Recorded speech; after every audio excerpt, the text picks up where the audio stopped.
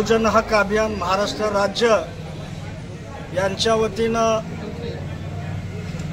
बेमुदत धरणे आंदोलन ठरवण्यात आलेलं आहे। तर याचं कारण असं आहे, 2000 सालापासून आज तयागत या ठिकाणी गाळेधारक आणि ग्रामपंचायत यांच्यात कोर्टाची लढाई चालू होती आणि आजपर्यंत सर्व निकाल ग्रामपंचायतीच्या बाजूनेच आलेले आहेत। हे सरपंच ग्रामसेवक कसं काय गप बसलेत हेच आम्हाला कळण्याचे झालेलं आहे। तर या ठिकाणी आम्ही असं जाहीर करतो की रिपब्लिकन पार्टी ऑफ इंडिया याच्या वतीनं बहुजन हक्क परिषदेला मी जाहीर पाठिंबा देतो।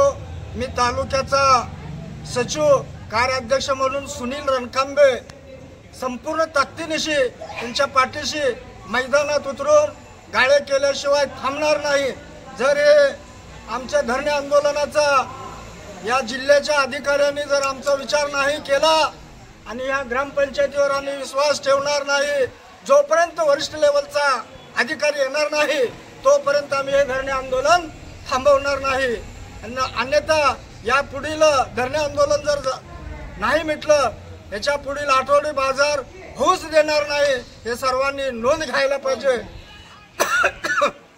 लोकात गैरसमज करून घेण्याचं कारण नाही की यापूर्वी सुद्धा गोपाळराव कोरे काका, प्रवीण देशपांडे मालक यांचं स्वप्न साकार करण्यासाठी आम्ही सर्व गावाच्या तरुण पिढीच्या विकासाचा विचार करून या ठिकाणी आम्ही धरणे आंदोलनाचा कार्यक्रम केलेला आहे आणि माझा जाहीर पाठिंबा आहे। एवढं बोलून मी माझं भाषण संपवतो। जय भीम, जय महाराष्ट्र।